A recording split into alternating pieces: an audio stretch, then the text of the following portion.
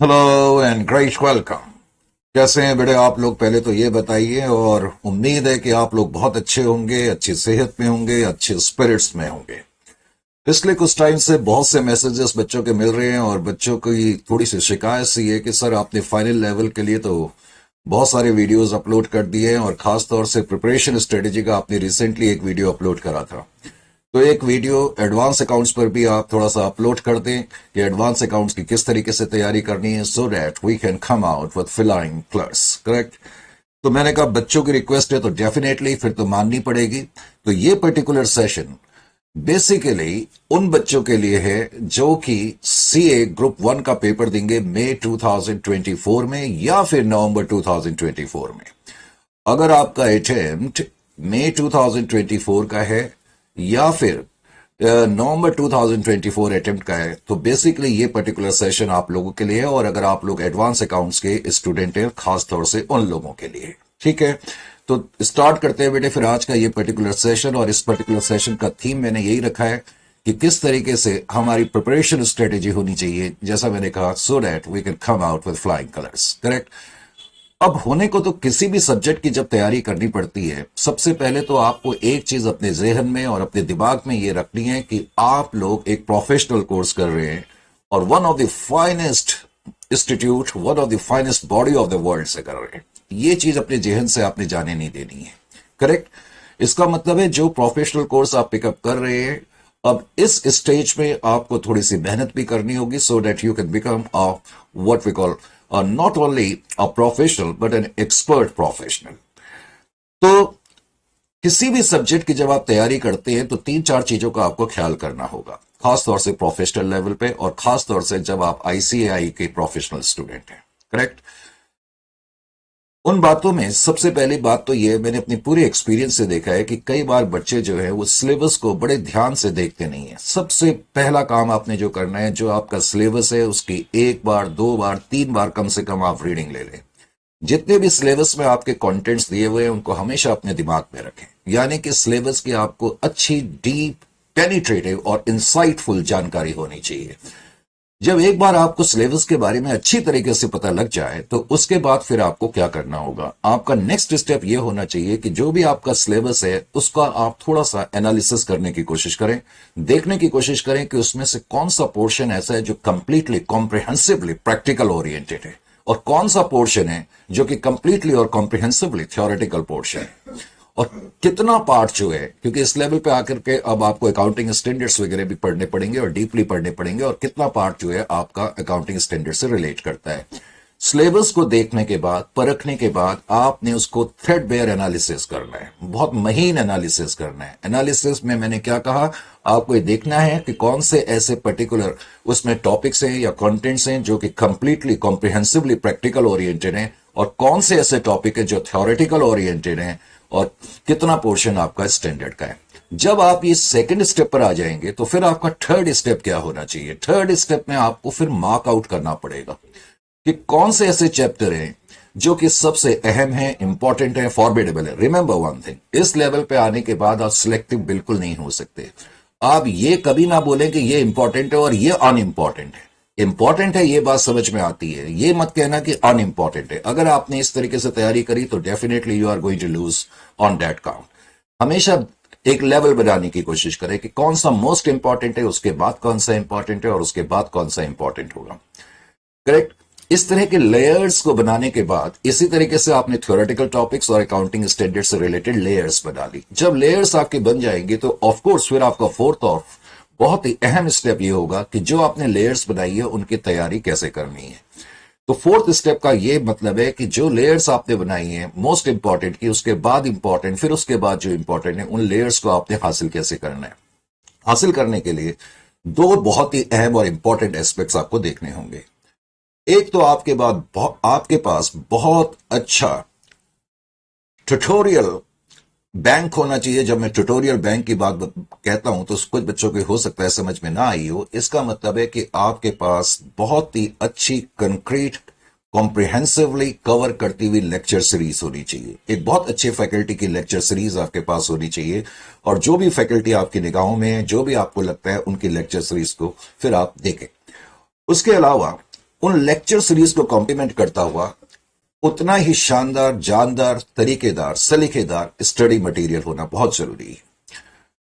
तो ऐसी फैकल्टी को आपने पिकअप करना है, वो मैं बाद में आपको बताऊंगा। बिल्कुल अनबायस तरीके से बताने की कोशिश करेंगे कि कौन सी फैकल्टी आप पिकअप कर सकते हैं। करेक्ट। तो मेन चीज आपने क्या देखा, मैंने अभी तक क्या स्टेप बोले। सबसे पहले मैंने बोला कि सबसे पहले तो सिलेबस को बहुत थॉरली आपने एनालाइज करना है, नंबर 1। उसके बाद सेग्रीगेट करना है उसको प्रैक्टिकल पोर्शन में, थ्योरेटिकल पोर्शन में, स्टैंडर्ड्स के पार्ट में।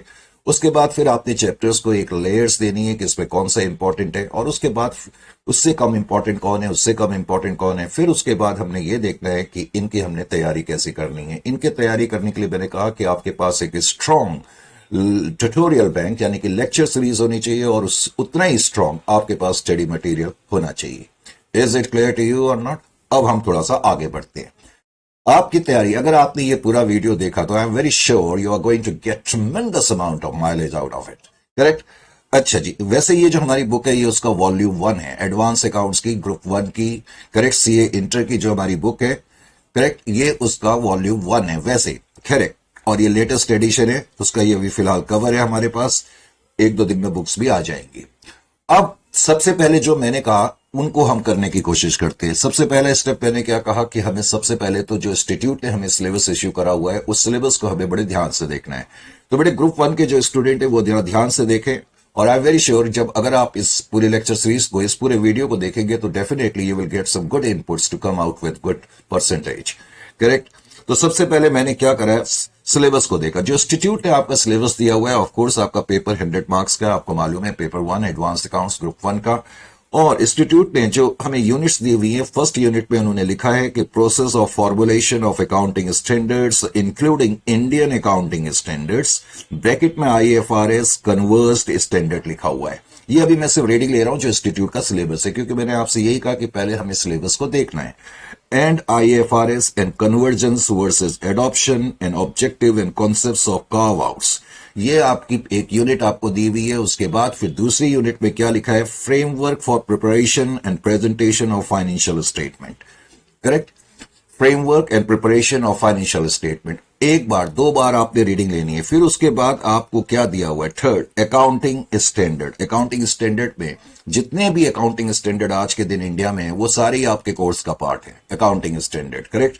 उसके अलावा 4th यूनिट में आपको क्या दिया हुआ है, 4th यूनिट में कहता है एक तो schedule 3 of companies act 2013 division 1। इसका भी क्या मतलब है, definitely I will let you know. मैंने कहा पहला काम हमने सिलेबस को देखना है और कोशिश करनी है, दिमाग में रखने की कोशिश करनी है कि कौन कौन सा सिलेबस है, so that in the examination we do not get a jerk कि भाई कोई चीज आउट ऑफ सिलेबस आ गई या कोई ऐसी चीज आ गई। इसलिए सिलेबस बहुत ध्यान में अपने रखना है।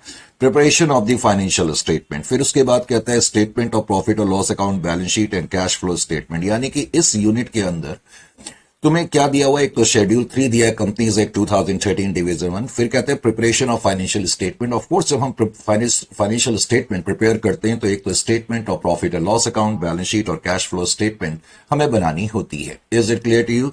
ये गलती से यहां पर AS13 लिख दिया गया है, ये AS13 नहीं है, मैं काट देता हूं इसको, ये AS3 है। करेक्ट। तो cash flow statement as per AS3 revised. उसके अलावा फिर बाई बैक ऑफ शेयर का एक टॉपिक आपको दिया हुआ है। उसके अलावा accounting for reconstruction of companies, accounting for reconstruction of companies. और जब हम accounting for reconstruction of companies पढ़ते हैं तो इसका मतलब हमें internal reconstruction and amalgamation of companies पढ़ना पड़ता है। करेक्ट। तो ये आपका सिलेबस इंस्टीट्यूट ने अभी दिया, बिफोर मैंने पढ़े हैं। उसके अलावा फिर उन्होंने दिया है 5th अकाउंटिंग फॉर ब्रांचेस। अब हमने सिलेबस को बड़े ध्यान से एक बार पढ़ लिया। Is it clear to you? Syllabus को हमने देख भी लिया। अब मैंने कहा इस सिलेबस को हमें थोड़ा सा ब्रॉडली एनालाइज करने की जरूरत है। आइए जी, अब इस सिलेबस को ब्रॉडली एनालाइज करने के लिए मैंने क्या कहा था, मैंने कहा जो आपका सिलेबस है सबसे पहले मुझे यह देखना है कि इसमें से प्रैक्टिकल पोर्शन कितना है, कंप्लीटली प्रैक्टिकल ओरिएंटेड, जहां से लॉन्ग क्वेश्चंस स्पेशली आ सकते हैं या practical sort of small question आ सकते हैं, लेकिन वो प्रैक्टिकल ओरिएंटेड होने चाहिए। ये तो खैर वॉल्यूम 1 है। जो हमारा वॉल्यूम 1 है वो आपके जितने भी प्रैक्टिकल चैप्टर्स है बेसिकली उन्हीं से डील करता हुआ है। और let us have a look over this. देखो बेटे, अभी हम जब पढ़ रहे थे तो हमने देखा एक तो by back of security. Examination में बाई बैक ऑफ सिक्योरिटीज का जो टॉपिक है, और बाई बैक ऑफ सिक्योरिटीज का बेसिकली मतलब क्या है कि जब कोई कंपनी ने जो अपनी सिक्योरिटीज इश्यू करी हुई है, जब हम उनको वापस खरीद लेते हैं तो उनको बाई बैक ऑफ सिक्योरिटीज कहते हैं। हम अपने ही द्वारा इश्यू करे हुए शेयर्स को क्यों खरीदते हैं, उसके पीछे क्या मजबूरी होती है, उसके पीछे एडवांटेजेस क्या हैं या दबाव क्या है, करेक्ट। तो इन तमाम सवालों का जवाब इस पर्टिकुलर चैप्टर में हम ढूंढने की कोशिश करेंगे, और ऑफ कोर्स इनकी अकाउंटिंग कैसे होती है। जब कोई कंपनी अपनी ही सिक्योरिटीज को मार्केट से खरीदती है तो इसकी अकाउंटिंग कैसे होगी वो हम इस पर्टिकुलर चैप्टर में पढ़ेंगे। उसके अलावा फिर मैंने आपको कहा था कि आपको यहां पर ये इस पर्टिकुलर यूनिट के अंदर दिया हुआ था accounting for reconstruction of companies, और मैंने कहा था इसके अंदर इंटरनल रिकंस्ट्रक्शन और अमालगमेशन ऑफ कंपनीज, यानी कि फिर हम चैप्टर पढ़ेंगे इंटरनल रिकंस्ट्रक्शन। इंटरनल रिकंस्ट्रक्शन, देखो रिकंस्ट्रक्ट करना, इसका मतलब मेरी अभी कंपनी चल रही है और मैं अपनी कंपनी को थोड़ा सा रिकंस्ट्रक्ट करना चाहता हूं। जनरली कोई कंपनी इंटरनल रिकंस्ट्रक्शन की तरफ तब जाती है जब कंपनी ने पिछले कुछ टाइम से बहुत सारे एक्यूमुलेटेड लॉसेस को जमा कर लेती है। हालांकि कुछ और भी रीजंस हो सकते हैं, लेकिन जो सबसे मेन रीजन मैंने बताया वो ये बताया, जब कंपनी को यह लगता है या तो हम एक्सपेक्टेड लाइन पर प्रॉफिट नहीं कमा रहे हैं, या जरूरत से ज्यादा एक्यूमुलेटेड लॉसेस हमारे इकट्ठे हो गए हैं, या बहुत से आइटम हमारे बैलेंस शीट में ऐसे नजर आ रहे हैं जिनकी मार्केट वैल्यू तो ज्यादा है लेकिन जिनकी मार्केट वैल्यू तो कम है, लेकिन हमने उनको ज्यादा अमाउंट पे लिखा है क्योंकि डेप्रिसिएशन भी राइट ऑफ करने के लिए पैसा नहीं है। कुल मिलाकर के कंपनी एक फाइनेंशियल क्राइसिस के दौरान से गुजर रही है। तो जब कोई कंपनी फाइनेंशियल क्रंच से, फाइनेंशियल क्राइसिस से गुजर रही होती है तो वो इंटरनल रिकंस्ट्रक्शन की स्कीम अपनाती है इस सिचुएशन से उभरने के लिए। तो जाहिर है कि इस पर्टिकुलर चैप्टर का थीम ये हो गया कि कोई कंपनी जब फाइनेंशियल क्राइसिस से गुजर रही है उससे उभरने के लिए जो स्कीम अप्लाईगी, ऑफ कोर्स उसको इंटरनल रिकंस्ट्रक्शन की स्कीम कहते हैं, लेकिन इसके तहत अकाउंटिंग कैसे होगी, ऑफ कोर्स वो इस पर्टिकुलर चैप्टर में हमने देखना है। इस पर्टिकुलर चैप्टर से आप लॉन्ग क्वेश्चंस एक्सपेक्ट कर सकते हैं, और हमने इस पर्टिकुलर चैप्टर में अपने बुक में नियर अबाउट 6 या 7 सेक्शंस रखे हुए हैं। हर सेक्शन एक पर्टिकुलर टॉपिक से डील करता हुआ होगा। कुल मिलाकर के नियर अबाउट 30 से 40 इन क्लास सॉल्यूशन हम करेंगे। Is it clear to you? फिर एक और चैप्टर है अमालगमेशन ऑफ कंपनीज। ये दोनों बड़े फॉर्मेडेबल, लॉन्ग और स्ट्रॉन्ग चैप्टर्स हैं। रिकंस्ट्रक्शन ऑफ कंपनीज के तहत 2 चैप्टर आएंगे, इंटरनल रिकंस्ट्रक्शन और अमालगमेशन ऑफ कंपनीज। जब हम अमालगमेशन ऑफ कंपनीज करेंगे तो इसका मतलब accounting standard AS14 automatically cover हो जाएगा। Is it clear to you? क्योंकि इस पर्टिकुलर चैप्टर में हम देखेंगे कि खास तौर से जो परचेजिंग कंपनी होती है उसकी बुक्स में अकाउंटिंग कैसे होगी, उसके लिए गाइडलाइन AS14 जो है प्रोवाइड करता है। तो AS14 और अमालगमेशन ऑफ कंपनीज, इसका मतलब ये हम साइमल्टेनियसली कर लेंगे। Is it clear to you? कुछ स्टैंडर्ड, आपने देखा कि आपकी एक यूनिट का ताल्लुक स्टैंडर्ड से है, तो कुछ स्टैंडर्ड पर्टिकुलर चैप्टर के साथ ही कवर हो जाएंगे। Is it clear to you और नॉट? अब अमालगमेशन ऑफ कंपनीज का बेसिकली, वैसे तो जब हम रेगुलर क्लासेस करेंगे तब आप डीपली इसका मतलब समझने की कोशिश करेंगे, लेकिन अमालगमेशन ऑफ कंपनीज का सिंपल वर्ड्स में मतलब क्या होता है? अमालगमेशन का वैसे मतलब होता है मिलना। 2 चीज आपस में मिल जाए, कंबाइन हो जाए, तो उसको अमालगमेशन बोलते हैं। हालांकि इस पर्टिकुलर चैप्टर में आप सिर्फ अमालगमेशन ऑफ कंपनीज ही नहीं पढ़ेंगे, आप एब्जॉर्प्शन ऑफ कंपनीज भी पढ़ेंगे। जब एक कंपनी किसी दूसरी कंपनी को टेक ओवर कर लेती है उसको हम एब्जॉर्प्शन बोलते हैं। तो 2 कंपनी आपस में क्यों मिलती हैं, 2 या 2 से ज्यादा कंपनी आपस में क्यों अमालगमेट होती हैं, उसके पीछे क्या वजूहात, क्या रीजंस होते हैं, करेक्ट, और या फिर ऐसी क्या मजबूरियां होती हैं, या कोई कंपनी किसी दूसरी कंपनी को टेक ओवर क्यों कर लेती है। तो इन तमाम सवालों का जवाब ऑफ कोर्स हम इस पर्टिकुलर चैप्टर में तो ढूंढेंगे ही, और बिकॉज हम अकाउंटिंग कर रहे हैं, वो भी एडवांस अकाउंटिंग कर रहे हैं, तो जाहिर है कि इस तरह की सिचुएशंस में अकाउंटिंग कैसे होगी वो हमें देखना होगा। और बाद में मैंने कहा जो परचेजिंग कंपनी होती है उनके बुक्स में कैसे अकाउंटिंग होती है, इसके लिए अकाउंटिंग स्टैंडर्ड AS14 हमें कुछ गाइडलाइंस देता है। तो ये तमाम सवालों का जवाब हम इस पर्टिकुलर चैप्टर में देखने की कोशिश करेंगे। अब आते हैं कंसोलिडेटेड फाइनेंशियल स्टेटमेंट।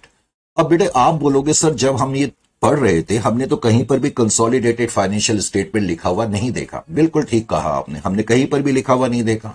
फिर सर आपने इसको प्रैक्टिकल चैप्टर में कैसे इंक्लूड कर लिया वो मैं अब आपको बताता हूं। मैंने अभी आपको कहा कि जितने भी आज के दिन इंडिया में अकाउंटिंग स्टैंडर्ड चल रहे हैं वो सारे के सारे आपके कोर्स का हिस्सा है। उन स्टैंडर्ड के अंदर एक स्टैंडर्ड है 21। Is it clear to you और नॉट? एक स्टैंडर्ड 21 है जिसका ताल्लुक कंसोलिडेटेड फाइनेंशियल स्टेटमेंट से होता है। अब कंसोलिडेटेड फाइनेंशियल स्टेटमेंट कहने के लिए तो ये अकाउंटिंग स्टैंडर्ड का पार्ट है, लेकिन अगर मैं आपको ये बताऊं कि आपके इस लेवल पे जो सबसे ज्यादा चांसेस होंगे लॉन्ग क्वेश्चंस के आने के वो इस पर्टिकुलर चैप्टर से होंगे। Is it clear to you और नॉट? तो आपने देखा जो अकाउंटिंग स्टैंडर्ड है, कुछ अकाउंटिंग स्टैंडर्ड आपके चैप्टर के साथ ही कवर हो जाएंगे, जैसे कि AS21, यानी कि जब हम कंसोलिडेटेड फाइनेंशियल स्टेटमेंट बनाएंगे तो इस पर्टिकुलर चैप्टर के साथ साथ अकाउंटिंग स्टैंडर्ड AS21 होगा। और कंसोलिडेटेड फाइनेंशियल स्टेटमेंट का भी बेसिकली क्या मतलब होता है, जैसे मान लेते हैं कि कोई कंपनी है, मान लेते हैं कि E1 या E2 नाम की कोई कंपनी है और मैं E1 नाम की कंपनी हूं। Is it clear to you? अगर इस कंपनी के 50% से ज्यादा के शेयर मेरे हाथ पे, मोर देन 50% शेयर अगर मेरे पास है, लेट अस से हमारे पास इस कंपनी के 60% शेयर है सिंप्लिसिटी के लिए, तो इसका मतलब ये कंपनी मेरे कंट्रोल में है। Is it clear to you? बाद में जब हम ये चैप्टर करेंगे तो तब हम और बहुत डीपली देखेंगे। और अकाउंटिंग लैंग्वेज में इस कंपनी को हम क्या बोलते हैं? होल्डिंग कंपनी बोलते हैं। इसको होल्डिंग कंपनी भी बोलते हैं, इसको पेरेंट कंपनी भी बोलते हैं। और ये जो कंपनी है जिसका कंट्रोल हमारे अंडर है, बिकॉज कंट्रोल हमारे अंडर है तो इसका मतलब एक तरीके से ये हमारे अधीन है, इसको हम सब्सिडियरी कंपनी बोलते हैं। सब्सिडियरी का मतलब ही होता है कहना मानने वाली कंपनी, क्योंकि अगर इस कंपनी का कंट्रोल हमारे हाथ में है तो हम जो भी इस कंपनी से चाहेंगे वो हम इससे करा सकते हैं। Is it clear to you और नॉट? तो अब होता क्या है कि अकाउंटिंग स्टैंडर्ड क्या कहता है कि अगर आप कोई कंपनी है और आपकी कोई सब्सिडियरी कंपनी है, अगर आप कोई कंपनी है और आपकी कोई सब्सिडियरी कंपनी है का क्या मतलब हो गया? कोई दूसरी कंपनी आपकी सब्सिडियरी कंपनी कब बन सकती है? जब उस कंपनी का कंट्रोल आपके हाथ में हो। कंट्रोल आपके पास कब आ सकता है? जब दूसरी कंपनी के 50% से ज्यादा के शेयर्स आपके हाथ में हो। वैसे तो कंट्रोल और भी कई तरीके से आ सकता है, लेकिन मैंने एक सिंपल तरीके से अभी फिलहाल तुम्हें बताया। Is it clear to you? यानी कि अगर कोई कंपनी है और उसकी कोई सब्सिडियरी कंपनी है तो इन दोनों कंपनी को मिला करके हम क्या बोलते हैं? ग्रुप बोलते हैं। क्या बोलते हैं? ग्रुप।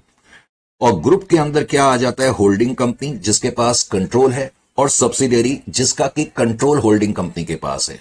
तो ग्रुप के अंदर हम क्या करते हैं? अब इनकी फाइनेंशियल स्टेटमेंट और इनकी जो फाइनेंशियल स्टेटमेंट है उसको कंबाइन कर करके हमें बनाना पड़ता है। उसको बोलते हैं कंसोलिडेट। कंसोलिडेट का एक तरीके से मतलब ही होता है कंबाइन करना, लेकिन कंबाइन में और कंसोलिडेशन में हल्का सा फर्क क्या होता है? देखो, कंबाइन करने से दो चीजें मिल जाती है, नो डाउट अबाउट इट, लेकिन कंसोलिडेट का मतलब है जब दो चीजें आपस में मिलती है तो उससे पोजीशन मजबूत नजर आती है। नेचुरल सी बात है, जब इन दोनों कंपनी की फाइनेंशियल स्टेटमेंट को मिलाकर के बनाएंगे, कंसोलिडेटेड फाइनेंशियल स्टेटमेंट बनाएंगे, तो मार्केट में कंपनी की इमेज जो है वो बहुत ज्यादा बढ़ जाती है, इनहेंस होती है। Is it clear to you और नॉट? तो मैंने इसीलिए कहा कि ये जो चैप्टर है AS21, it's a pretty strong chapter. हालांकि कई बच्चे, मैंने कहा, जब वो सिलेबस को ध्यान से नहीं देखेंगे तो उनकी समझ में ये बात नहीं आएगी कि AS21 नाम का कंसोलिडेटेड फाइनेंशियल स्टेटमेंट का चैप्टर और लॉन्ग क्वेश्चन कहां से आ गया। इसलिए मैंने कहा कि सिलेबस को बहुत ध्यान से देखना पड़ता है। Is it clear to you? तो लिखा तो नहीं है इसके अंदर कंसोलिडेटेड अलग से, लेकिन बिकॉज अकाउंटिंग स्टैंडर्ड, जिसके अंदर मैंने कहा सारे अकाउंटिंग स्टैंडर्ड आज के दिन इंडिया में जितने भी अप्लाई है, नोटिफाइड है, वो सारे आपका कोर्स है। उसके अंदर AS21 है जिसका ताल्लुक कंसोलिडेटेड फाइनेंशियल स्टेटमेंट से है। और डेफिनेटली आप इसमें से एक लॉन्ग क्वेश्चन एग्जामिनेशन में एक्सपेक्ट करेंगे, और ये बहुत स्ट्रॉन्ग चैप्टर है। इनफैक्ट जो लॉन्ग क्वेश्चंस आपके आ सकते हैं, मैंने कहा इन तीन में से आप दो क्वेश्चन, इन तीन चैप्टर में से कम आप दो क्वेश्चन एक्सपेक्ट कर सकते हैं जो लॉन्ग नेचर के आपके एग्जामिनेशन में आएंगे। ये तीनों बड़े अहम इंपॉर्टेंट चैप्टर है। Is it clear to you? तो आपने देखा कि जो हमने यहां पढ़ा था इस यूनिट के अंदर, खास तौर से तो बाई बैक ऑफ सिक्योरिटी के बारे में मैंने चर्चा कर दी पहले, और उसके अलावा इंटरनल रिकंस्ट्रक्शन, अमालगमेशन के बारे में भी चर्चा हो गई है। करेक्ट? आइए जी, उसके बाद है प्रिपरेशन ऑफ फाइनेंशियल स्टेटमेंट। अब प्रिपरेशन ऑफ फाइनेंशियल स्टेटमेंट का क्या मतलब है? प्रिपरेशन ऑफ फाइनेंशियल स्टेटमेंट, अब जब मैंने यहां प्रिपरेशन ऑफ फाइनेंशियल स्टेटमेंट लिखा तो इसके अंदर हम क्या क्या चीजें कवर करेंगे? इसके अंदर एक तो हम कवर करेंगे शेड्यूल 3 डिवीजन 1। अब ये डिवीजन 1 का मतलब अभी आपकी समझ में नहीं आएगा, लेकिन जब मैं चैप्टर कराऊंगा तब मैं इसको डिटेल में आपको बताऊंगा। शेड्यूल 3 डिवीजन 1, एक तो हम ये पार्ट कवर करेंगे, और उसके अलावा प्रिपरेशन ऑफ फाइनेंशियल स्टेटमेंट। और फाइनेंशियल स्टेटमेंट का मतलब जैसा कि मैंने अभी बताया, जो हम आजकल statement of profit and loss account बनाते हैं, बैलेंस शीट बनाते हैं, और उसके अलावा कैश फ्लो स्टेटमेंट बनाते हैं।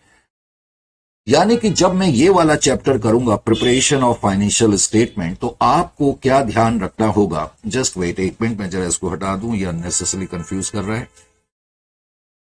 हाँ जी, तो जब मैं ये चैप्टर करूंगा या करवाऊंगा प्रिपरेशन ऑफ फाइनेंशियल स्टेटमेंट, तो इसका मतलब क्या हो गया? हम क्या क्या चीजें कवर कर लेंगे जो आपके यूनिट में दी हुई थी। एक तो शेड्यूल 3 ये भी कवर हो जाएगा, आपने देखा। करेक्ट, ये भी कवर हो जाएगा और प्रिपरेशन ऑफ फाइनेंशियल स्टेटमेंट भी कवर हो जाएगा और स्टेटमेंट ऑफ पीएनएल भी कवर हो जाएगी और बैलेंस शीट भी कवर हो जाएगी, क्योंकि कैश फ्लो स्टेटमेंट हम एक अलग चैप्टर के रूप में करेंगे। Is it clear to you? तो इस यूनिट के अंदर जितनी भी चीजें थी तकरीबन हमने वो सारी जो है यहां कर ली। मैंने पहले बताया buyback of security, accounting for reconstruction of company already cover हो गया इंटरनल रिकंस्ट्रक्शन अमालगमेशन से। बायबैक ऑफ सिक्योरिटी एक छोटा चैप्टर है जैसा मैंने अभी थोड़ी देर पहले कहा। और फिर है शेड्यूल 3। शेड्यूल 3 एक तरह से थोड़ा सा थ्योरेटिकल सॉर्ट ऑफ है, लेकिन इस चैप्टर को समझने के लिए आपको शेड्यूल 3 के बारे में भी मालूम होना चाहिए। अब इसके अंदर मैं हल्का सा थोड़ा सा आपको ये बताता चलूं, क्योंकि मैं चाहता हूं कि जब आप कोई चीज करें तो आपको मालूम होनी चाहिए। ये शेड्यूल 3 डिवीजन 1 का क्या मतलब होता है। देखो थोड़ा सा मैं हल्का सा आपको बता दूं, आज के दिन इंडिया में सिचुएशन क्या है पहले तो ये मालूम होना चाहिए। इंडिया में जितनी भी कंपनीज हैं, करेक्ट, इंडिया में जितनी भी कंपनीज हैं, क्या कहा मैंने, इंडिया में जितनी भी कंपनीज हैं, अब जो कंपनीज या कॉरपोरेट सेक्टर है, या तो वो अकाउंटिंग स्टैंडर्ड फॉलो करता है। अकाउंटिंग स्टैंडर्ड, जैसा कि आप सब लोगों को मालूम है, आजकल इंडिया में 2 सेट्स ऑफ अकाउंटिंग स्टैंडर्ड चल रहे हैं, जो कि आपने इससे पहले के लेवल पे भी शायद थोड़ा बहुत पढ़ा होगा।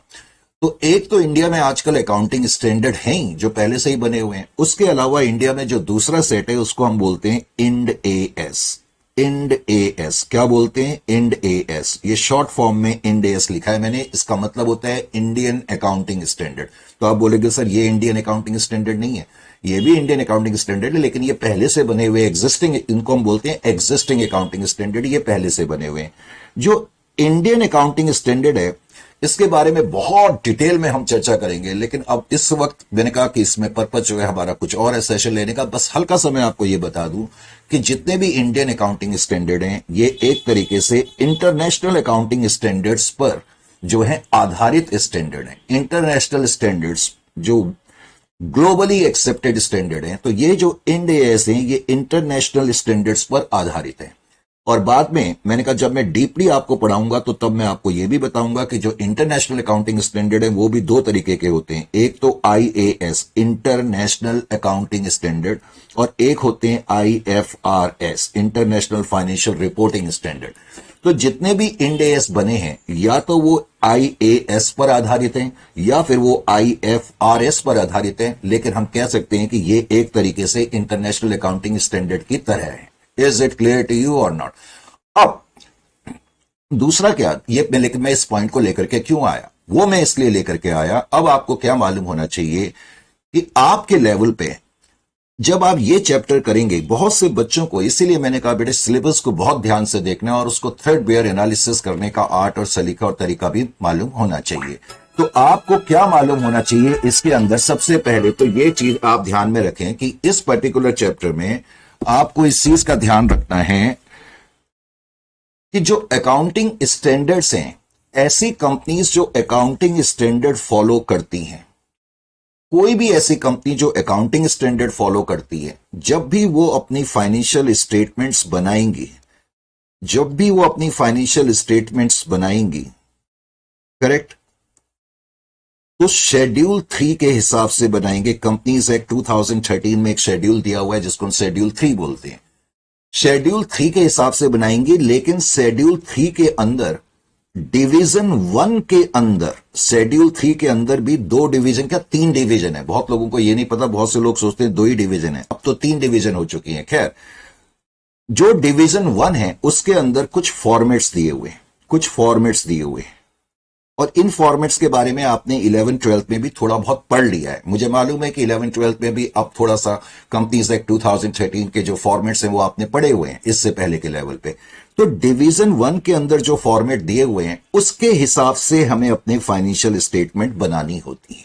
बात समझ में आई? इसका मतलब क्या हो गया, बिकॉज यहां आपके कोर्स में लिखा हुआ है, मैंने कहा ना उसको, कोर्स को समझना जरूरी है।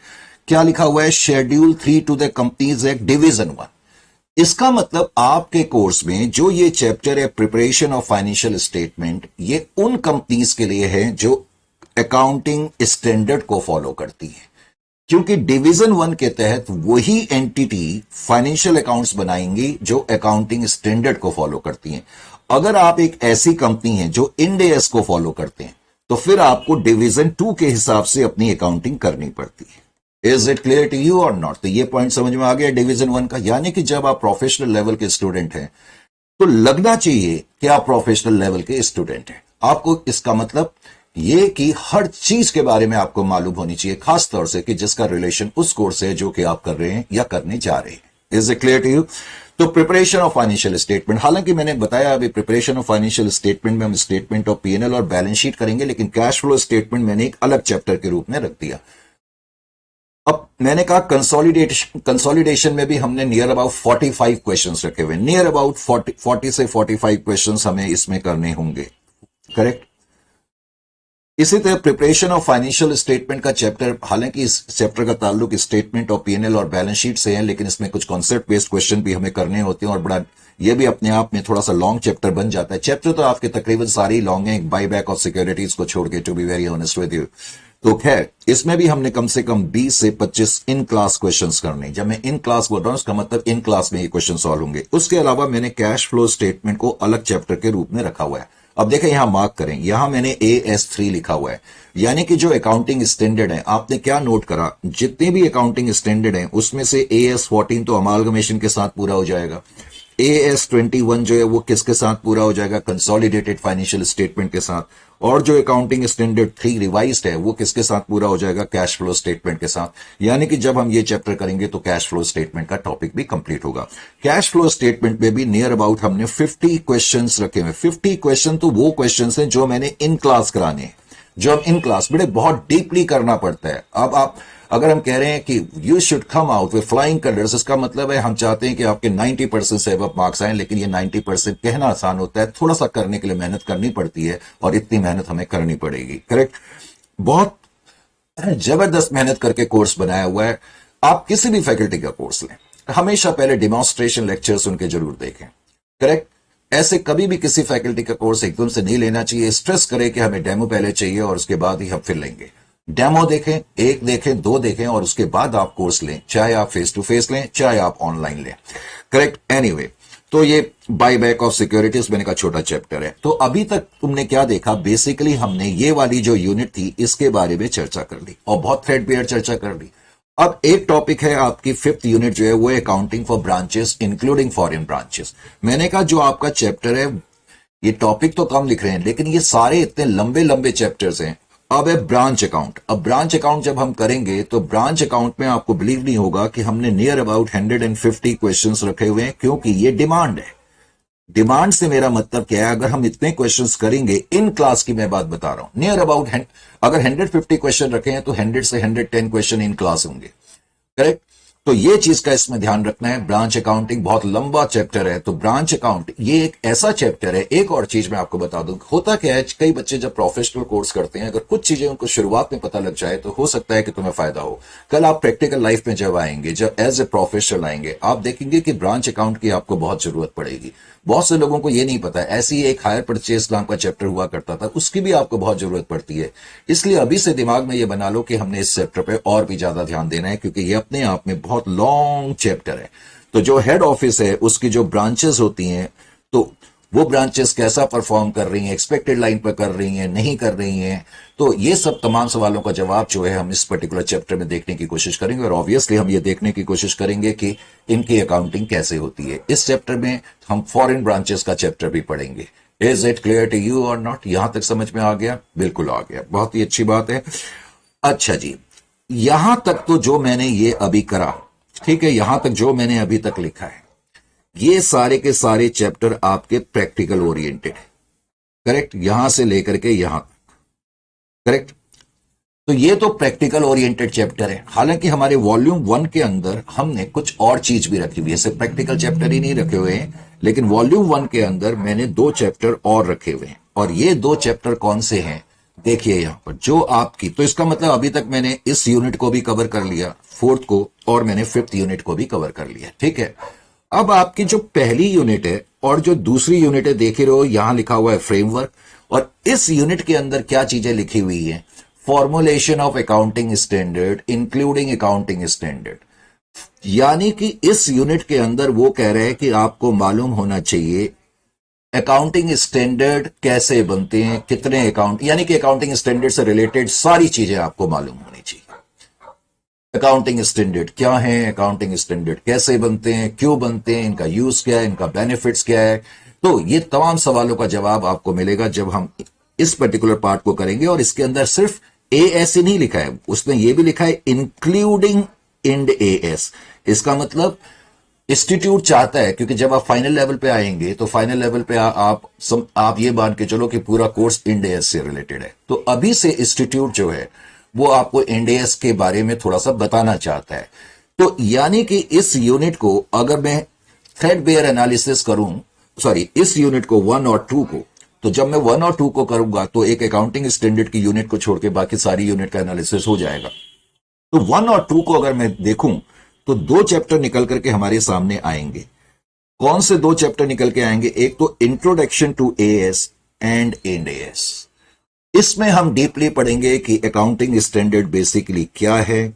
नंबर 1, अकाउंटिंग स्टैंडर्ड क्यों बनते हैं, उनका पर्पस क्या है, उनकी बेनिफिट क्या है, अकाउंटिंग स्टैंडर्ड बनाने का तरीका क्या है, आज के दिन में अभी तक इंडिया में कितने अकाउंटिंग स्टैंडर्ड इश्यू हुए हैं, कितने स्टैंडर्ड उनमें से अब जो है वो प्रिवेलेंट नहीं है, इफेक्टिवली कितने अकाउंटिंग स्टैंडर्ड अभी नोटिफाइड हैं, और कौन कौन सी एंटरप्राइजेज हैं। बाद में हम देखेंगे आज के दिन में इंडिया में जितनी भी एंटरप्राइजेज होती है उनको 4 पार्ट में बांटा गया है, 1 2 3 4। कुछ टाइम पहले तक 3 लेवल थे, अब 4 लेवल कर दिए गए हैं।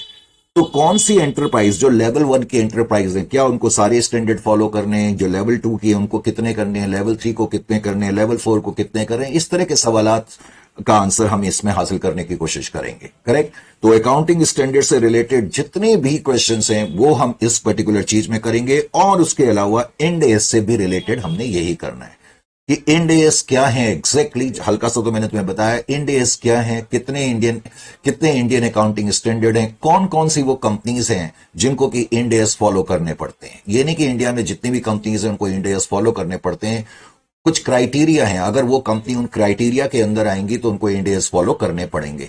ये चीजें हमने देखनी है। और फिर है अकाउंटिंग फ्रेमवर्क। अकाउंटिंग फ्रेमवर्क एक बेहद आसान सा चैप्टर है, इसमें से कुछ थ्योरेटिकल सॉर्ट ऑफ, लेकिन छोटे मोटे प्रैक्टिकल भी आप एक्सपेक्ट कर सकते हैं। हालांकि इस चैप्टर में से आप थ्योरी ही एक्सपेक्ट कर सकते हैं, इसमें से भी मोस्टली थ्योरेटिकल ही पूछा जाएगा। जैसे इससे में आपको पूछा जा सकता है कि एसेट्स को रिकॉग्नाइज करने के क्या रूल है, लायबिलिटीज को रिकॉग्नाइज करने के क्या रूल है, एलिमेंट्स क्या हैं। इस तरह के क्वेश्चन जो है वो अकाउंटिंग फ्रेमवर्क से रिलेटेड आपसे पूछे जा सकते हैं। तो ये यूनिट है और बहुत डीपली हमने इसको कवर करना है। Is it clear to you और नॉट? तो आपने क्या देखा, अब मैंने यहां पर फर्स्ट यूनिट की चर्चा कर ली, मैंने सेकंड यूनिट की भी चर्चा कर ली, मैंने 5th यूनिट की भी चर्चा कर ली। आप बोलोगे सर ये बॉक्स कुछ नहीं है, ये मैंने वैसे ही बना के रखा हुआ है। और ये 4th यूनिट है, इसकी भी हमने अब चर्चा कर ली। अब बच गया है अकाउंटिंग स्टैंडर्ड। अकाउंटिंग स्टैंडर्ड तो एक तो मेरी बुक मैंने कहा कि वॉल्यूम 1 है एडवांस अकाउंट्स की, जो भी हमारा कोर्स खरीदेंगे एक तो ये बुक जाएगी। दूसरी बुक है वॉल्यूम 2। वॉल्यूम 2 में हमने क्या देखना है, जैसा कि आपने देखा ऑफ कोर्स अकाउंटिंग स्टैंडर्ड, मैंने इसका नाम ही लिखा हुआ है अकाउंटिंग स्टैंडर्ड। अब आपको अकाउंटिंग स्टैंडर्ड के बारे में बहुत अच्छी जानकारी थोड़ी बहुत होनी चाहिए। मैंने अभी अभी आपसे कहा जितने भी अकाउंटिंग स्टैंडर्ड इंडिया में आज के दिन जो नोटिफाइड है, नोटिफाइड का मतलब जो इफेक्टिवली एंटिटीज को फॉलो करने हैं, करेक्ट, तो वो सारी आपका कोर्स है। जस्ट समझने की कोशिश करें मैं आपको कहना क्या चाह रहा हूं। जैसे अकाउंटिंग स्टैंडर्ड थोड़ा सा टाइम लगेगा लेकिन it will give you tremendous benefit, और मुझे अपने फीडबैक जरूर बताएं। करेक्ट? तो इस तरह की फिर सेशंस में कुछ और भी लूंगा। तो डिस्क्लोजर ऑफ अकाउंटिंग पॉलिसी, ये तो आपके कोर्स का पार्ट है ही। Correct? Disclosure of accounting policy, इसमें ऑफ कोर्स हम देखेंगे कि एक एंटिटी, क्योंकि हर एंटिटी की, जैसे कोई एंटिटी स्ट्रेट लाइन मेथड से डेप्रिसिएशन चार्ज कर रही है, कोई एंटिटी हो सकता है रिटन डाउन वैल्यू मेथड से चार्ज कर रही हो। तो एंटिटी जब अपनी फाइनेंशियल स्टेटमेंट बनाती हैं तो ये स्टैंडर्ड की गाइडलाइन ये है कि इस एंटिटीज ने जो भी अकाउंटिंग पॉलिसीज अपनाई हुई हैं, जो सिग्निफिकेंट अकाउंटिंग पॉलिसीज हैं, उनका डिस्क्लोजर होना चाहिए। फिर अकाउंटिंग स्टैंडर्ड 2, डेफिनेटली ये भी आपके, मैंने कहा सारी स्टैंडर्ड आपके कोर्स का पार्ट है, इसमें कोई डाउट नहीं किसी तरीके का। तो इससे पहले कि मैं तुम्हें आगे बढ़ूं, मैं हल्का सा एक चीज तुम्हें बता दूं। आज तक, अभी तक टोटल अकाउंटिंग स्टैंडर्ड जो इश्यूड हुए हैं वो टेक्निकली 29 अकाउंटिंग स्टैंडर्ड इश्यू हुए हैं। करेक्ट? बीच में कुछ चर्चा चली थी अकाउंटिंग स्टैंडर्ड 3031 की भी, लेकिन अभी उनको हम हट के बात कर रहे हैं। करेक्ट, वो तो अब खत्म ही हो चुके हैं। तो अकाउंटिंग स्टैंडर्ड टोटल 29 अभी तक इश्यूड हुए हैं, लेकिन इन 29 अकाउंटिंग स्टैंडर्ड में से जो अकाउंटिंग स्टैंडर्ड 6 है और जो अकाउंटिंग स्टैंडर्ड 8 है, 8 तो टेक्निकली डिलीट हो चुका है। करेक्ट, इसका ताल्लुक रिसर्च एंड डेवलपमेंट से था, ये डिलीट हो चुका है। अकाउंटिंग स्टैंडर्ड जो है 6 आपको मालूम है इसका ताल्लुक डेप्रिसिएशन से था। अब मैं ये नहीं कहूंगा कि ये डिलीट हो गया, होने को तो ये डिलीट हो गया है, लेकिन ये अकाउंटिंग स्टैंडर्ड अब जो है AS10 के अंदर समा गया है।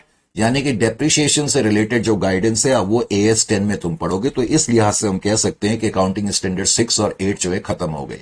यानी कि 29 में से इफेक्टिवली जो नोटिफाइड स्टैंडर्ड है आज के दिन एज ए प्रोफेशनल स्टूडेंट आपको यह मालूम होना चाहिए कि 27 नोटिफाइड अकाउंटिंग स्टैंडर्ड है। यानी कि अब 27 अकाउंटिंग स्टैंडर्ड आपको पढ़ने हैं। अब मैंने थोड़ी देर पहले आपसे यह भी कहा था कि ये जो 27 अकाउंटिंग स्टैंडर्ड हैं, इन अकाउंटिंग स्टैंडर्ड में से अभी कुछ लम्हा पहले मैंने कहा, क्या कहा? मैंने कहा जो AS14 का है वो तो हम अमालगमेशन के साथ ही पढ़ लेंगे। उसके अलावा मैंने कहा जो AS3 है रिवाइज्ड, वो भी हम कैश फ्लो स्टेटमेंट के साथ पढ़ लेंगे। और मैंने कहा कि 21 ये हम कंसोलिडेशन के साथ पढ़ लेते हैं। इसका मतलब इन 27, ये जो 27 आपके कोर्स का पार्ट है, इसमें से ये 3 स्टैंडर्ड तो रेलिवेंट चैप्टर्स के साथ कवर होंगे। अब कितने बच गए? 24 अकाउंटिंग स्टैंडर्ड बच गए। तो बेसिकली हमें 24 अकाउंटिंग स्टैंडर्ड पढ़ने हैं। Is it clear to you? लेकिन मैं थोड़ा सा यहां पर अब आपको ये बताता चलूं। अब है कैश फ्लो। मैंने अब ये रेड पेन से क्यों लिखा है कैश फ्लो स्टेटमेंट? ये बताने के लिए कि ये वाला अकाउंटिंग स्टैंडर्ड ऑटोमेटिकली आपका कवर हो जाएगा कैश फ्लो स्टेटमेंट। यानी कि जो मैंने ये रेड में लिखा है इसका मतलब है कि वो स्टैंडर्ड ऑटोमेटिकली आपका प्रैक्टिकल चैप्टर में कवर हो जाएगा। ठीक है। उसके बाद accounting standard contingencies events occurring after the balance sheet date. अब ये स्टैंडर्ड हमें पढ़ना पड़ेगा, छोटा स्टैंडर्ड है, कोई प्रॉब्लम की बात नहीं। नेट प्रॉफिट, फिर है AS5 जिसका ताल्लुक नेट प्रॉफिट और loss for the period prior period item and changes in accounting policy से होता है। अब देखो ये जो मैंने ग्रीन पेन से लिखे हैं अभी मैंने तुम्हें बताया, इसका मतलब ये स्टैंडर्ड हमें पढ़ने ही नहीं है। मैंने यहां क्रॉस भी करा हुआ है क्योंकि ये स्टैंडर्ड अब है ही नहीं। डेप्रिसिएशन तो AS10 के अंदर समा गया है और रिसर्च एंड डेवलपमेंट काफी पहले ही डिलीट हो चुका है। तो इसका मतलब आपको 6 और 8 नहीं करना है। और 7 कंस्ट्रक्शन कॉन्ट्रैक्ट, ये बड़ा अहम और इंपॉर्टेंट स्टैंडर्ड है। Is it clear to you? Construction contracts, मैंने यूट्यूब पे अभी हाल ही में कुछ टाइम पहले कंस्ट्रक्शन कॉन्ट्रैक्ट्स का अकाउंटिंग स्टैंडर्ड डाला है। इमीडिएटली जाकर के आप सर्च करें Sanjay Welkins YouTube channel. Correct, Sanjay Welkins YouTube channel का नाम है। अकाउंटिंग स्टैंडर्ड अभी लेटेस्ट मैंने ये डाला हुआ है, तो आप वहां से भी अब इसको पढ़ सकते हैं। इसी तरह से अकाउंटिंग स्टैंडर्ड रेवेन्यू रिकग्निशन ये भी मैंने अभी अभी यूट्यूब में डाला है, इसको भी आप पढ़ सकते हैं। ये भी बड़ा इंपॉर्टेंट स्टैंडर्ड है। Is it clear to you? उसके बाद एक स्टैंडर्ड है property plant and equipment revised. मैंने अभी कहा कि जो AS6 है वो बेसिकली इस स्टैंडर्ड के अंदर चला गया है। पहले इस स्टैंडर्ड का नाम था AS10 फिक्स्ड एसेट, लेकिन आजकल हम फिक्स्ड एसेट की बजाय प्रॉपर्टी प्लांट एंड इक्विपमेंट लिखते हैं, जैसा कि आप जानते हैं। AS11 का ताल्लुक है effects of changes in foreign exchange rate, यानी कि जो हमारी फॉरेन ट्रांजेक्शंस हुई हैं, जब एक्सचेंज रेट में तब्दीलियां आती हैं तो तब हम किस तरीके से उनको इनकॉर्पोरेट करेंगे, उनकी अकाउंटिंग कैसे करेंगे, ये इसका थीम है। AS12 का ताल्लुक अकाउंटिंग फॉर गवर्नमेंट से। एज एन एंटिटी आपको गवर्नमेंट की तरफ से कई बार सब्सिडी मिल जाती है, कुछ ग्रांट्स मिल जाते हैं, कुछ और फाइनेंशियल असिस्टेंस मिल जाता है। कभी कभी आपको लैंड, बिल्डिंग वगैरह ऐसे एसेट फ्री ऑफ कॉस्ट भी मिल जाते हैं या बहुत कंसेशनल रेट पे मिल जाते हैं। तो इनकी अकाउंटिंग कैसे होगी ये आप अकाउंटिंग फॉर गवर्नमेंट ग्रांट्स में पढ़ेंगे। Accounting for investment AS13।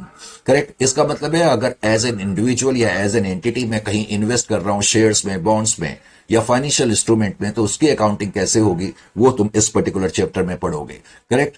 और ये फिर मैंने रेड से लिखा, इसका मतलब ये प्रैक्टिकल चैप्टर के रूप में हम लेंगे, जैसे मैंने कैश फ्लो लिखा था, amalgamation. Correct, accounting for amalgamations. उसके बाद एक स्टैंडर्ड है जो सबसे टफ कहने के लिए आप कह सकते हो आपके लेवल पे ये थोड़ा सा टफ स्टैंडर्ड है, एम्प्लॉय बेनिफिट्स। करेक्ट, ये टफ जरूर है लेकिन आप मान के चलो कि ये हमेशा एक्सपेक्टेड रहता है, इसमें से कुछ क्वेश्चन आने के चांसेस रहते हैं। एक्चुअली स्टैंडर्ड में से क्या आएगा ये मैं भी आपको बताऊंगा। उसके अलावा बोरोइंग कॉस्ट, AS16 का ताल्लुक बोरोइंग कॉस्ट से। बोरोइंग कॉस्ट का मतलब है कि मैंने कोई लोन लिया हुआ है और उस लोन से मैं कोई property plant and machinery construct करना चाहता हूं या प्रोड्यूस करना चाहता हूं या मैं रेनोवेट करना चाहता हूं। करेक्ट, किसी तो तब जो मैंने ये लोन लिया हुआ है उस पे जो मैं इंटरेस्ट पे कर रहा हूं, और लोन मैंने किसी पर्टिकुलर एसेट को कंस्ट्रक्ट करने के लिए लिया है, या उसको प्रोड्यूस करने के लिए लिया है, या रेनोवेट करने के लिए लिया हुआ है, तो जो मैंने लोन लिया है उस पे मैं जो इंटरेस्ट पे कर रहा हूं उसकी अकाउंटिंग कैसे होगी, वो बोरोइंग कॉस्ट के तहत हमें देखने को मिलेगी। सेगमेंट रिपोर्टिंग ये बताता है कि एक एंटिटी जो है, खासतौर से जो बड़ी बड़ी एंटिटीज होती हैं जिनके बहुत सारे सेगमेंट्स होते हैं, मान लो एक एंटिटी है वो 10 तरीके के डिफरेंट डिफरेंट प्रोडक्ट प्रोड्यूस कर रही है, तो स्टैंडर्ड ये कहता है कि आपको सेगमेंट वाइज रिपोर्टिंग करनी चाहिए, ताकि जिन लोगों का भी इंटरेस्ट आपकी फाइनेंशियल स्टेटमेंट पे है उनको आपकी तरफ से बेहतर आपके फाइनेंशियल स्टेटमेंट को समझने का एक बेहतर तरीका हासिल हो सके। Is it clear to you? Related party transaction का मतलब है अगर मैं एक एंटिटी हूं और मैंने किसी आदमी से या किसी एंटिटी से कोई ट्रांजैक्शन करी, और क्या ये मेरी रिलेटेड एंटिटीज हैं? अगर ये मेरी रिलेटेड एंटिटीज हैं तो जो भी ट्रांजैक्शंस मैंने इनके साथ करी उसका डिस्क्लोजर मुझे करना पड़ेगा। लीजेस एक बड़ा ही इंपॉर्टेंट और अहम स्टैंडर्ड है, बहुत ही सबसे ज्यादा जो इंपॉर्टेंट सबसे ज्यादा जिसमें से चांसेस हैं क्वेश्चंस आने के, वो लीजेस में से हैं। करेक्ट। लीजेस का मतलब क्या होता है? जैसे कि एक ओनर है, ओनर ने अपना कोई एसेट यूज करने के लिए किसी दूसरे व्यक्ति को दिया। मान लेते हैं उसने कहा भी 10 साल तक मैं अपना एसेट आपको यूज करने के लिए दे रहा हूं, तो जो ओनर है उसको तो हम लेसर कहते हैं, जिसको यूज करने के लिए दिया है उसको हम लेसी कहते हैं। जाहिर है अब 10 साल के लिए मैंने आपको अपना एसेट यूज करने के लिए दिया है तो मैं फ्री में तो दूंगा नहीं, तो मैं लेसी से यानी कि आपसे कुछ पेमेंट लूंगा। आप हर साल मुझे कुछ पेमेंट्स वगैरह देंगे जिसको हम एनुअल पेमेंट्स बोलते हैं, या लीज रेंटल्स या लीज पेमेंट। रिसीव करने वाले के एंगल से हम उसको लीज रेंटल्स बोलेंगे, जो पे कर रहा है उसके एंगल से लीज पेमेंट्स बोलेंगे। तो इन चीजों के अंदर किस तरह की अकाउंटिंग होती है वो हम इस पर्टिकुलर स्टैंडर्ड में सीखेंगे। अर्निंग पर शेयर, बाद में जब हम तुम्हें प्रिपरेशन ऑफ फाइनेंशियल स्टेटमेंट बताएंगे तो उसमें हम ये भी बताएंगे, जब एक एंटिटी अपनी फाइनेंशियल स्टेटमेंट ड्रॉ करती है तो लॉ ये कहता है कि हर एंटिटी के लिए जरूरी है कि जो भी उनकी अर्निंग पर शेयर है उसको वो on the face of financial statement में रिफ्लेक्ट करे। तो ये अर्निंग पर शेयर का क्या मतलब है? क्यों लॉ ऐसा कहता है कि इसको ऑन द फेस पर रिफ्लेक्ट करा जाए? इसको कैलकुलेट कैसे करा जाता है? और लॉ का यह कहना कि इसको ऑन द फेस पर क्या बोलते हैं, रिफ्लेक्ट करा जाए, उसके पीछे रीजन क्या है? तो इन तमाम सवालों का जवाब हम जो है इस पर्टिकुलर स्टैंडर्ड में देखेंगे। इस पर्टिकुलर स्टैंडर्ड जैसे कि AS 19 है, ऐसी अर्निंग पर शेयर भी अपने आप में एक इंपॉर्टेंट स्टैंडर्ड है। कंसोलिडेशन तो हम अलग से कर लेंगे। मैंने पहले कहा accounting for taxes on income. मैंने अभी कुछ लम्हा पहले बोला कि आपके लेवल पे दो स्टैंडर्ड थोड़ा सा आपको तंग करने वाले हो सकते हैं, जिसमें एक तो एम्प्लॉय बेनिफिट का होगा और एक अकाउंटिंग फॉर टैक्सेस का होगा। करेक्ट। ये दो स्टैंडर्ड ऐसे हैं जो थोड़ा बहुत आपको तंग कर सकते हैं, थोड़ा बहुत, ज्यादा नहीं। अच्छा, इससे पहले मैं एक चीज और बता दूं, मैंने AS 11 भी जो है यूट्यूब में अपलोड कर दिया, रेवेन्यू रिकग्नाइजेशन भी कर दिया। मैं चाहता हूं कि आप इमीडिएटली जाकर के इसको देखें। शायद गवर्नमेंट ग्रांट भी मैंने अपलोड कर दिया है। तो इन स्टैंडर्ड्स को आप जो जो मैंने अपलोड कर दिए हैं ऑलरेडी देखें और समझने की कोशिश करें। करेक्ट, कि किस तरीके से और कितनी सारी केस स्टडीज हम इसके अंदर कराते हैं। I can take pride and give you what we call sort of assurance कि सबसे ज्यादा केस स्टडीज हम लोगों ने करनी है। जो भी आपके मॉड्यूल का लेटेस्ट से लेटेस्ट जो मॉड्यूल है आपका, उस मॉड्यूल के जितने भी क्वेश्चंस हैं, चाहे एग्जांपल्स हो, चाहे क्वेश्चंस हो, चाहे अनसॉल्व्ड, करेक्ट, सारी चीजें हम लोगों ने करनी होंगी। और इवन लेटेस्ट से लेटेस्ट जो क्वेश्चन आया है एग्जामिनेशन में, उसको भी हमने कवर करना है। और बल्कि जब कहते हैं कि हमने कवर करना है तो एक अच्छे कोर्स के लिए जरूरी है कि ये सारी चीजों की कवरेज हो। अच्छा जी, एक मैंने क्या बोला अभी, मैं ये कह रहा था, मैं खुद ही भूल गया आपसे बात करते करते। तो बेटा, एक तो एम्प्लॉय बेनिफिट्स और दूसरा अकाउंटिंग फॉर टैक्सेस, इन दोनों पे थोड़ा सा तुम्हें ज्यादा मेहनत करनी होगी। चिंता मत करें, we will make it almost like a stroll in the park, कहते हैं ना, यानी कि हम इतना आसान आपके लिए बना देंगे जैसे आप पार्क में टहलने जाते हैं। अब यहां पर ये जो 23 अकाउंटिंग स्टैंडर्ड है, accounting for investment in associates, इसका क्या मतलब हुआ? अभी मैंने कहा था अगर किसी दूसरी कंपनी के 50% से ज्यादा शेयर मेरे हाथ में है तो दूसरी कंपनी मेरी सब्सिडियरी मानी जाती है और यह माना जाता है कि मेरा उस कंपनी के ऊपर कंट्रोल है। लेकिन अगर किसी दूसरी कंपनी में मान लेते हैं कि मेरी इन्वेस्टमेंट 20% है या उससे ज्यादा है, लेकिन 49.99% तक है। अगर मैंने किसी कंपनी में इन्वेस्ट करा है, मान लो मैंने 30% इन्वेस्ट करा है, 35 करा है, 45% करा हुआ है, लेकिन 50% से कम करा है, 20% या 20% से ज्यादा करा है लेकिन 50% से कम करा है, तो वो मेरी एसोसिएट कंपनी मानी जाती है। क्या मानी जाती है? मेरी एसोसिएट मानी जाती है। Is it clear to you और नॉट? तो इस चैप्टर का ताल्लुक किस चीज से है? जब हम अपनी एसोसिएट कंपनी में, हमने किसी कंपनी में इन्वेस्ट करी हुई है, नंबर वन, और हमारी इन्वेस्टमेंट 20% से लेके 49.99% के दरमियान है, तो ये माना जाता है कि इस कंपनी के ऊपर हमारा कंट्रोल तो नहीं है, लेकिन सिग्निफिकेंट इन्फ्लुएंस है। सिग्निफिकेंट इन्फ्लुएंस का मतलब है कि उस कंपनी की फाइनेंशियल ऑपरेशनल पॉलिसी में हम एक इन्फ्लुएंशियल डिसीजन ले सकते हैं, नंबर वन। तो ऐसी कंपनी की अकाउंटिंग कैसे होगी, वो ये पर्टिकुलर स्टैंडर्ड तुम्हें बताएगा। Is it clear to you? उसके अलावा एक स्टैंडर्ड है डिसकंटिन्यूइंग ऑपरेशन। तो डिसकंटिन्यूइंग ऑपरेशन में आप पढ़ेंगे कि जब मान लेते हैं कोई एंटिटी है, उसके 3-4 ऑपरेशन है, मान ले, ऑपरेशन का मतलब वो एंटिटी कोई डिफरेंट प्रोडक्ट बना रही है, ऐसे मान के चल लेते हैं एग्जैक्टली, या कोई कंपोनेंट है, मान लेते हैं कंपनी लैपटॉप बना रही है, मोबाइल बना रही है, एसेसरीज बना रही है, ये कंपनी के 3 सेगमेंट है, कंपोनेंट है या ऑपरेशन है। तो कंपनी जब किसी पर्टिकुलर ऑपरेशन को क्लोज करती है, डिसकंटिन्यू करती है, तो उस केस में हमें क्या करना होगा, उसका डिस्क्लोजर कैसे करना होगा, इस स्टैंडर्ड में हम ये पढ़ेंगे।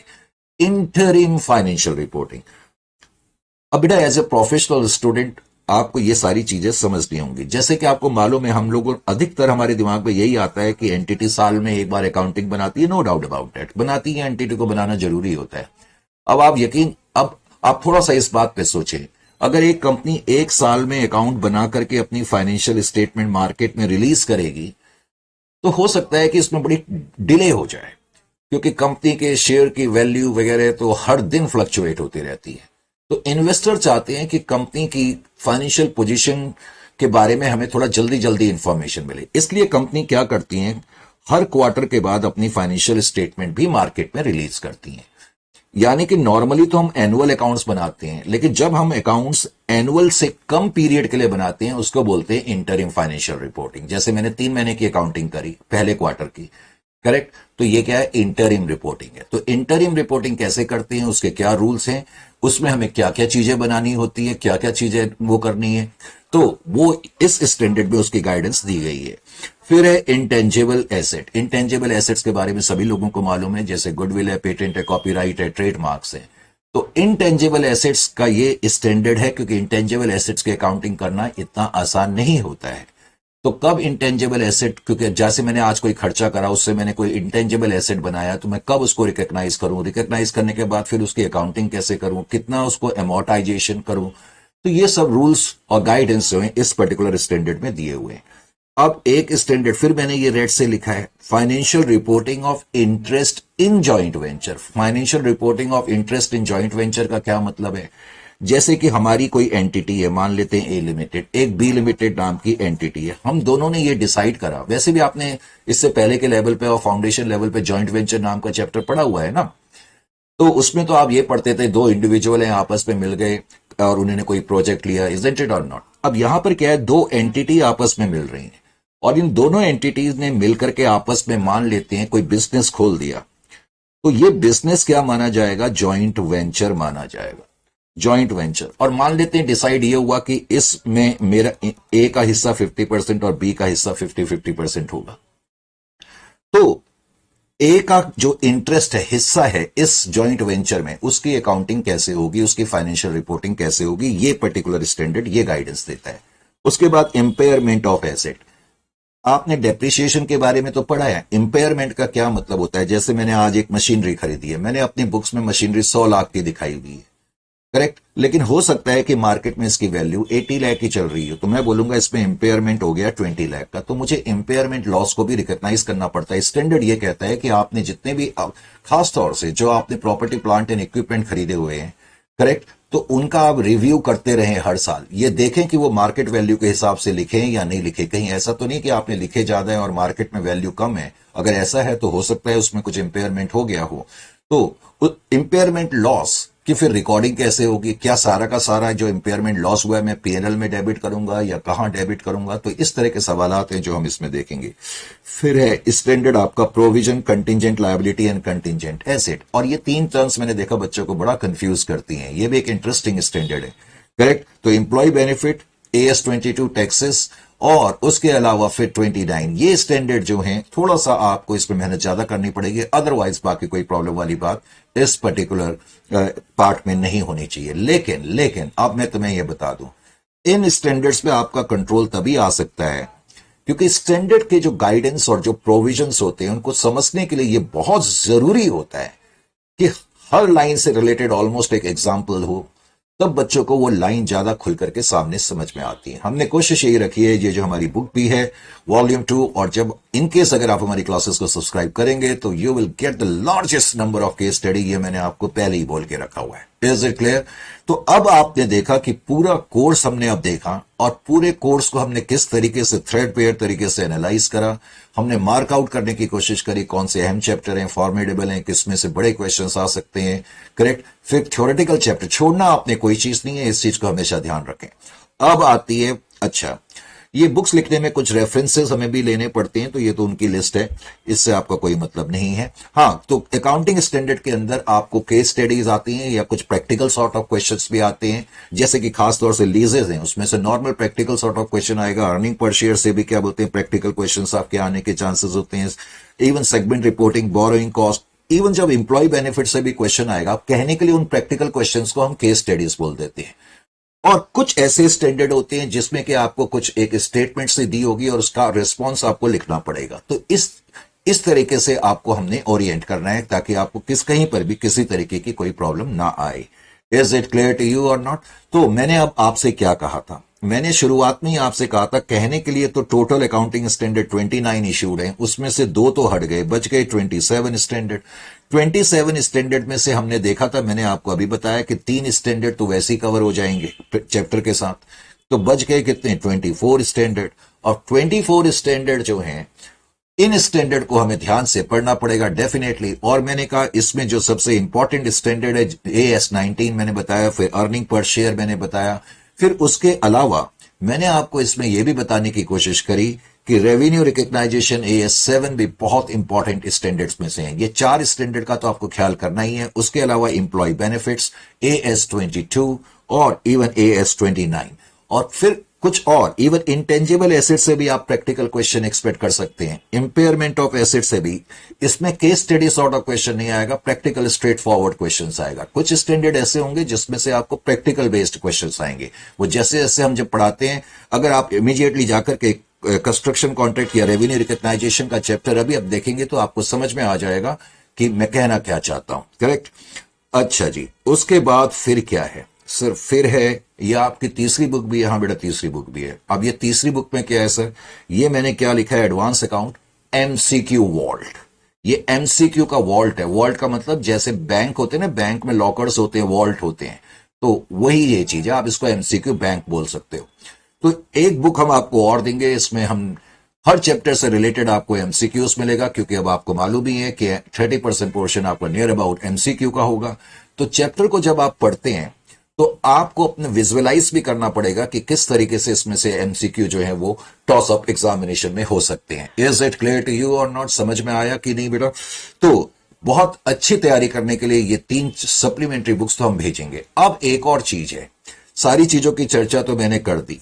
Is it clear to you? अच्छा, उस वक्त मैं जब आपको बता रहा था, अगर आप मार्क आउट करना चाहते हैं, एक सेकंड के लिए, वैसे इसकी जरूरत नहीं है, लेकिन जस्ट फिर भी बच्चों को लगता है सर आपने ये तो कहा मोस्ट इंपॉर्टेंट वन, तो कैसे करें? तो सबसे अहम आपको क्या करना है, ये कंसोल, ये कैश फ्लो, ये हम स्टाफ को बोलते हैं ना प्रिंट करने के लिए, तो स्टाफ कई बार जो है वो जो हम बोलना चाहते हैं उसकी जगह दूसरा लिख देता है। ये consolidated financial statement, consolidated financial statement आपका सबसे इंपॉर्टेंट है, करेक्ट। जब हम कंसोलिडेटेड फाइनेंशियल स्टेटमेंट करेंगे, याद रखें दरअसल कंसोलिडेटेड फाइनेंशियल स्टेटमेंट कवर होता है AS21 से, और मैं पहले कह चुका हूं सबसे इंपॉर्टेंट तो ये है। जब मैं ये चैप्टर कराऊंगा तो इसके साथ ही मैं AS23 और 27 भी करा दूंगा। Is it clear to you और नॉट? तो जब हम कंसोलिडेटेड फाइनेंशियल स्टेटमेंट करेंगे तो तब हम 21 यानी कि कॉम्प्रिहेंसिव तरीके से कंसोलिडेटेड फाइनेंशियल स्टेटमेंट को फिनिश अप करने के बाद हम 23 और 27 जो है वो भी साथ साथ कर लेंगे, क्योंकि ये भी प्रैक्टिकल ओरिएंटेड है। उसके अलावा रिकंस्ट्रक्शन ऑफ कंपनीज, फिर ये दूसरे नंबर पे मैं इसको इंपॉर्टेंस में रखूंगा, तीसरे नंबर पे ब्रांच में, यानी कि ये मैंने एक तरीके का ऑर्डर ऑफ इंपॉर्टेंस दिया हुआ है। तो आप यूं मान करके चल सकते हैं, क्योंकि बच्चों को लगता है कि सर आपने कहा, आपने बताया नहीं, तो मैंने कहा मैं बता देता हूं। Is it clear to you? तो ये आपका ऑर्डर है इंपॉर्टेंट का। अब कुछ देर पहले मैंने आपसे यह भी कहा, एक अच्छी लेक्चर सीरीज आपके पास होनी चाहिए, एक अच्छी लेक्चर सीरीज और अच्छा मटेरियल आपके पास। मटेरियल तो आपने हमारा देख लिया, लेकिन उसके बावजूद भी आप रिसोर्सेज आपके क्या होंगे। एक तो मैंने कहा कि अच्छी लेक्चर सीरीज और मटेरियल, सुप्रीम सॉलिड मटेरियल आपके पास होना चाहिए, लेटेस्ट, नंबर वन। उसके अलावा भी एक आपका जो खुद का मॉड्यूल है इंस्टीट्यूट का, और मैं इंस्टीट्यूट की तारीफ करूंगा कि इंस्टीट्यूट ने बहुत अच्छा मॉड्यूल बनाया हुआ है। पहले आपने क्या करना है, जैसे हमने कोई चैप्टर कवर करा, जब कुछ चैप्टर कंप्लीट कवर करके एक बार आप अपने मॉड्यूल को जरूर देख लें कि कोई चीज इसमें रह तो नहीं गई है, या कोई क्वेश्चन तो उससे रिलेटेड छूट नहीं गया। हालांकि हमने अपनी तरफ से कोशिश करी कि नॉट ए सिंगल थिंग, कुछ भी ना छूटे, लेकिन फिर भी बच्चों को ज्यादा सेटिस्फाई अपने आप को करने के लिए ये जरूरी है कि मॉड्यूल को भी देखें। जब कोर्स फिनिश कर लें तो पिछले 5 अटेम्प्ट के नहीं, पिछले 5 पेपर, एटलीस्ट पास्ट 5 पेपर्स आपको कवर करने चाहिए एग्जामिनेशन के बाद, जब ये कोर्स खत्म हो जाएगा। और उसके बाद 3 आरटीपीस जो रिवीजन टेस्ट पेपर्स होते हैं। और इंस्टीट्यूट क्या करता है, एग्जामिनेशन से 1 महीना पहले आपकी 1 या 2 महीने पहले आरटीपीस आपकी आ जाती हैं। एक तो वो आरटीपी करनी है और उससे पहले की भी 2 आरटीपी आपने करनी होंगी, रिवीजन टेस्ट पेपर्स, करेक्ट। तो मैं लिख ही चुका हूं, रिसोर्सेस में मैंने लिख ही दिया, high quality study material. Sir कितना हमें पढ़ना चाहिए बेटा? अगर मैं ये बोलूं 10 घंटे पढ़ना चाहिए, वो बेहद गलत चीज है। एक सब्जेक्ट के लिए आप डेली अगर ऑनेस्टली 1 आवर 30 मिनट्स और इवन 1 आवर भी पढ़ते हैं तो आप बिल्कुल क्या बोलते हैं, मैंने कहा कि आप मान के चलें कि you will come out with ट्रेमेंडस amount of good performance and marks. तो लेकिन ये मैंने एक सब्जेक्ट की बात करी, बाकी आप दूसरे सब्जेक्ट को दूसरे सब्जेक्ट के हिसाब से चल सकते हैं। अब आते हैं, बस थोड़ा सा अगर आपके पास टाइम है तो यहां पर भी आप दे सकते हैं। अब बाकी अगर आप हमारा कोर्स, ये सारी बातें सुनने के बाद आपको लगता है कि हमें देखना चाहिए, और खासतौर से मैंने कहा यूट्यूब में जो लेक्चर सीरीज अकाउंटिंग स्टैंडर्ड की मैंने अभी रिसेंटली डाली हुई है, आप उसको जरूर देखें। देखने के बाद ही डिसाइड करें, ये नहीं कि बातों के आने पर करें। मैंने कहा ना, once you first make yourself absolutely satisfied. एक बार अगर आपको लगता है कि हमें खरीदना है तो फिर आप ग्रुप 1 में, सॉरी मुंह से ग्रुप 2 निकल जाता है कई बार, सीए ग्रुप 1 में जो एडवांस अकाउंट्स का कोर्स है, क्योंकि पहले ग्रुप 2 में होता था ना, तो सीए ग्रुप 1 एडवांस अकाउंट्स का जो कोर्स है, अब जैसे मैंने बताया, हमारी perhaps I am the only faculty जो हिंदी वर्जन हमारे अलग आते हैं और 100% इंग्लिश वर्जन अलग आते हैं। तो ध्यान ये रखना है कि अगर आपको इंग्लिश में ही हमारा कोर्स लेना है, जिसमें कि हम लेक्चर में कंप्लीटली कॉम्प्रिहेंसिवली सिर्फ इंग्लिश में बात करेंगे, तो इंग्लिश वर्जन है, उसका कोड नाम है वंडर। और हिंदी वर्जन, जब मैं हिंदी बोलता हूं तो बेसिकली मिक्स वर्जन होता है, जिसमें हम हिंदी इंग्लिश दोनों यूज करते हैं, जो कि जैसे कि मैं अभी आपसे बात कर रहा हूं। तो हिंदी वर्जन का नाम है जनून। ये हमारे दोनों रेगुलर प्रीमियम कोर्स हैं, करेक्ट। ये इंग्लिश वर्जन है, ये हिंदी वर्जन है। कई बच्चे सर कोर्स का ड्यूरेशन, टाइम वगैरह भी बता देते, तो सब कुछ मैंने लिख दिया। 130 से 140 आवर्स तो कवरेज करी जाएगी। ये जो मैंने कहा, जो 3 स्टडी मटेरियल हमने आपको भेजेंगे, ये 3 books, correct, volume 1, volume 2, volume 3, यानी कि पूरे कोर्स को कवर करने में हमें 130 से 140 आवर्स का टाइम लगेगा। और उसके अलावा प्लस 10 आवर्स रिविजनरी सेशन के लगेंगे। रिविजनरी सेशन हमने करना होगा, जिसमें पास्ट पेपर्स को भी हम करेंगे और रिविजनरी कॉन्सेप्ट भी करेंगे। और मैंने लिखा ही है 10 hours past paper series, correct. Sir fees क्या है? फीस बेटा डेफिनेटली 11,000 है। अब इससे कम पे आना मुश्किल हो जाता है, लेकिन अगर आप जिस डेट को भी आपका रिजल्ट निकलता है, अभी तो हमने ऑप्शन रखा हुआ है, कुछ जगह हमने एडवर्टाइजमेंट में लिखा भी हुआ है कि 31 दिसंबर से पहले कोई लेना चाहता है तो उसको 20% डिस्काउंट पे ये कोर्स मिल जाएगा। Is it clear to you? तो आप फायदा उठा सकते हैं। और कोर्स की ड्यूरेशन तो मैं बता ही चुका हूं, हिंदी हो या इंग्लिश हो। अब हर कोई ज्यादा बड़ा चढ़ा करके ही बोलते हैं अपनी उसके बारे में, कोर्स के बारे में, तो मैं ज्यादा बातें नहीं बोलना चाहता। ये कुछ फीचर हैं, लेकिन एक फीचर हमारा बहुत यूनिक है, डेट इज 3 फेज कवरेज। ये 3 फेज कवरेज जो मैंने बताया, पहले हम कवर करते हैं जो आपका आईसीआई का मॉड्यूल है, और वो कवरेज करी जाती है जो हमारा स्टडी किट है, जो कि 3 ई बुक के थ्रू आपको मिलता है। ई बुक मैंने बोल दिया, हार्ड कॉपीज आपको मिलेंगी। तो study kit volume 1, volume 2, volume 3 हम हार्ड कॉपीज भेजते हैं, करेक्ट। और 130 से 140 आवर्स इसमें लगेंगे। फिर पास्ट पेपर क्वेश्चंस हम करते हैं, पिछले 5 पेपर्स को हम करेंगे, आरटीपी करेंगे, और मॉक टेस्ट पेपर्स भी करे जाएंगे, और कुछ रिविजनरी सेशंस फिर दिए जाते हैं till up to the date of examination तक। और ये मुझे अब लिखने की जरूरत नहीं, ये मैंने ऑलरेडी बोल ही दिया। Most powerful, well research study, updated study material है, deepest, widest and most in depth coverage होगी, और इसमें किसी तरह का डाउट नहीं। अब इन केस अगर आप में से कोई कोर्स खरीदना चाहता है, सबसे पहला काम तो यूट्यूब चैनल संजय वेलकिंस को सब्सक्राइब कर लें। वैसे एक हमारी अलग से चैनल भी आती है जो सीएमए के कोर्सेज से डील करती है, सीएमए वर्चुअल प्लेनेट है, लेकिन आपका सीए का कोर्स है तो आप सिर्फ संजय वेलकिंस को कर सकते हैं। टेलीग्राम चैनल हमारा ये है। अगर आपको कोर्स खरीदते हैं तो इस नंबर पे कांटेक्ट करेंगे। टाइमिंग्स बेस्ट टाइम ये है 6 to 8 PM। In case by chance call नहीं लगती है तो कुछ घबराने की आपको जरूरत नहीं है, गुस्सा करने की भी जरूरत नहीं है। आप सिर्फ व्हाट्सअप कर दें अपनी रिक्वेस्ट कि we are interested in buying the course, kindly contact us, इतना लिख दें, आपके पास कॉल बैक आ जाएगा। करेक्ट। और ये मेल है, और उसके अलावा हमारा लर्निंग मोबाइल ऐप भी है, और वैसे साइट भी है www.sanjayvelkinsofficial.com। तो ये चीजें हैं। अब किसी भी फैकल्टी का कोर्स लेने से पहले मेरी रिक्वेस्ट बस आपसे इतनी है कि अपने आप को पहले फुल फ्लेज सेटिस्फाई करें, और उसके बाद ही आप, और डिमॉन्स्ट्रेशन पे जरूर स्ट्रेस करें, और उसके बाद ही देखें। मैंने अपने में बारे में भी बोला कि जो लेक्चर्स हैं जो यूट्यूब में ऑलरेडी अभी मैंने अपलोड करे, और रिसेंटली अभी 1 महीना भी नहीं हुआ है उनको अपलोड करे हुए, तो आप उनको डेफिनेटली देखें and you will get the latest and the best course, all I can say. Correct. अगर आपको मुझ पे ट्रस्ट है तो you can go for this particular course. Looking forward to meet you sometime else. Correct? So till then, have a good day and of course good. मैंने day बोल दिया, अब रात हो रही है, तो have a good night.